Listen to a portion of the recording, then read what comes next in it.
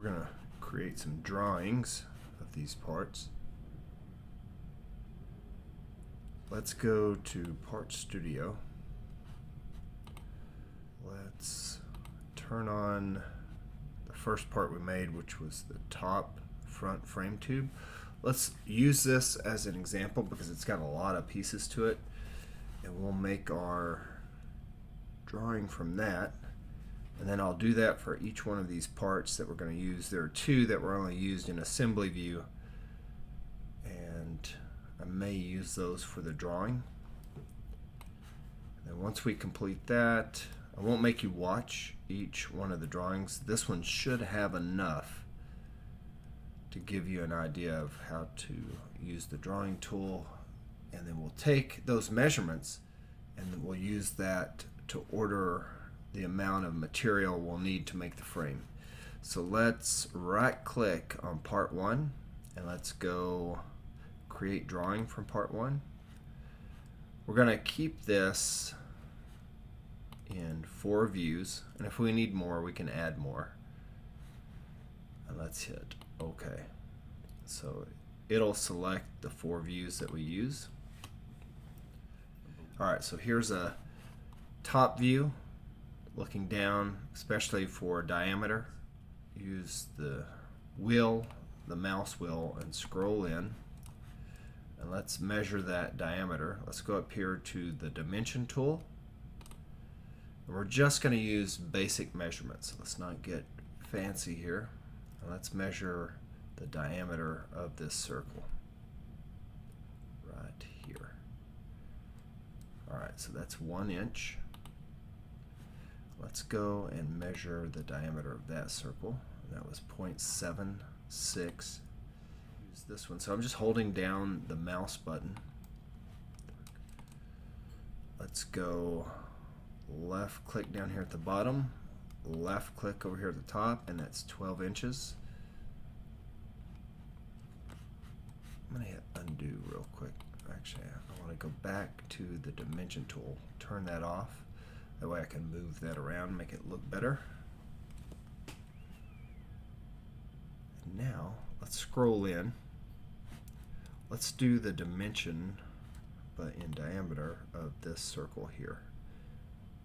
See if it, that's threaded, so that's 0.77. That should be good for that one.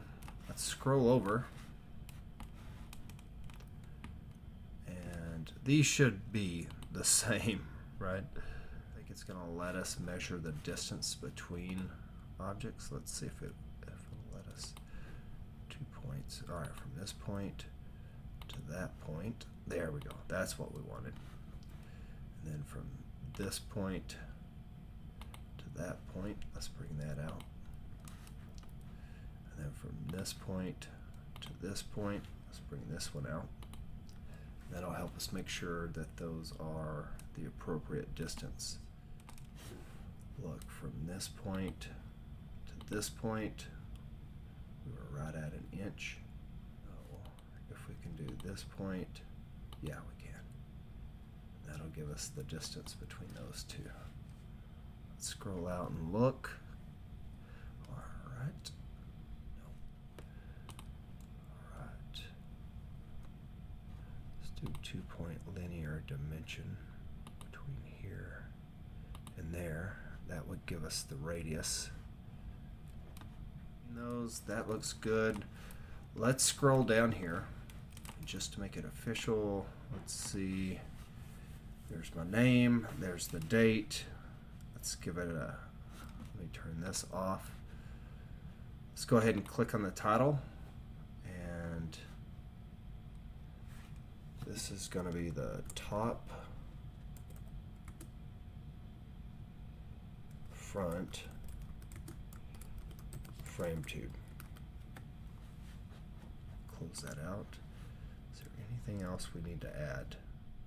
When we go back into Part Studio, I'll just move this over, and I'm going to go through all the parts and make the measurements. Let's create this drawing of Part 11. Now what I did on Part 11 is I just transformed the whole part and moved it 45 degrees so it would be back on the original planes because we had to take it off to get the angle right here.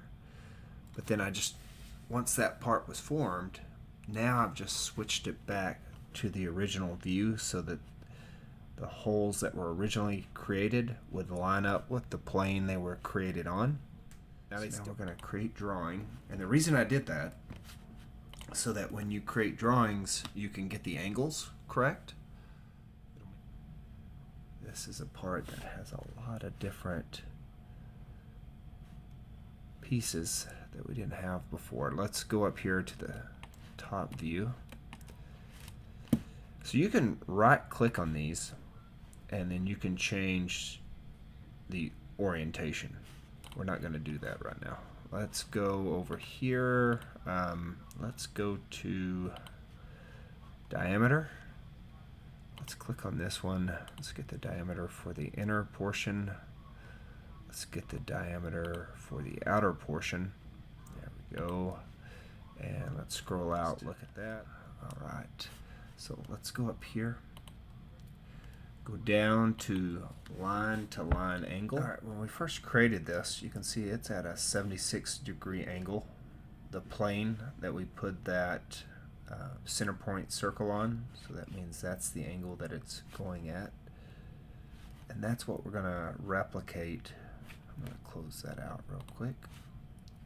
That's what we're going to try. All right, to find the angle we need, let's go up here. You'll scroll down until you find your line-to-line angle.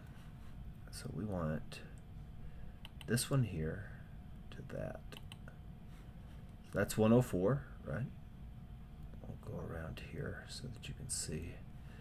If I bring that down here, there's 76 degrees. I'm just going to click on that and scroll out, and then we can reposition it. Turn that off. Let's bring, I don't want it too large so that it intersects. So that'll give us the angle that we wanted for that center point circle. So that's really our plane angle there. We set that plane at 76 degrees and then made a center point circle on it. One other thing that you can do, if you want more illustrations, come up here to insert view, come down, you can place that view there, and then come back up and then close it out again.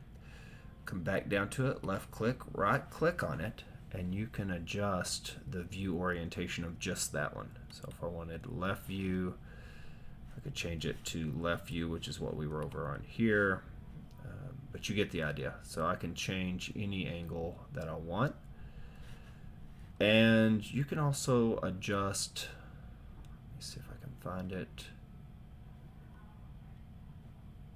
So you can go vertical or horizontal. So if I go horizontal, I can come back down here and click on this and bring it down where it's horizontal and then move it.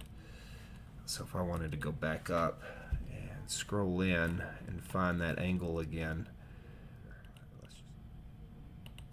on these. So we'll just do the other side of that angle. So we've got 76 there, we're showing that it's 104 here. That'll give us a rough idea of how that was oriented. We can move it up here. So that's another way of setting up your drawings. I don't think that's traditional, but at least you've got it set. Okay, let's come down here and use a few more tools. Let's go 2-point linear dimension. So let's go right here in the center of that. That'll tell us how far apart those are. Same thing here, how far apart that is from the edge. Let's scroll over to this and we will do the same thing here. Those both should be 3 inches. Same thing on this one, it should be 3 inches to here, and then that'll tell us how far apart. It's a 1/2 inch away from the edge. Since this is fairly small, I'm just going to move that over. We'll add a new one. Let's go here, let's scroll right next to that, and then come back up, close that out, and then we'll right click and we'll go bottom view. Alright, so we got our bottom view. That's going to allow us to see that angle. I'm going to zoom in here real quick. And so this is where the hoop actually connects into that base tube. And we will go up to, make sure, line to line angle. No wonder I don't have it selected. So we'll go here and let's see if we can get right here on that edge, right there. And that should be 45 degrees. I'll scroll out so you can kind of see. Alright, good. Now that's kind of busy. We have a lot of stuff on there. I think what I would rather do, so I'm going to turn this off. I'm going to move this just to give some separation. I think we'll keep it there. And let's go ahead, take this one and just move it a little further away from that. Do one last little thing, make that look a little bit better. There we go. So it's easier to see the angle. Alright, let's put the name down here and then we'll be done. So this is base tube. And if there's any other tools that I think you need to see, I'll make a video about it and add it to this video. We're working on the swing arms, and I just wanted to show radius of the bend. Click here. You can drag that out and do like a radius of a bend. So it kind of gives you an idea of how that would fit into the diameter of a circle if we were just looking at the radius itself. So that's useful. Same thing as last time, like if you wanted to get the angles on some of these, especially if you were trying to bend that angle, we could click on these two right here and it would tell us, you know, what the angle is. We've got this one over here as an example. I can bring this up here. I just like to try to dress those up a little bit. Alright, good. That's most of the dimensions on that. I'm going to move this one down here back to 11, and that's all I did here. Is I'm going to delete that and show that again. To get that angle, this is bottom view of that base tube. I went up here, I clicked, and I went down to line angle, and now I zoomed in. Made sure that was highlighted. I clicked on this line and that line there, and then that gave me my angle. And then I just closed that out and then zoomed out here.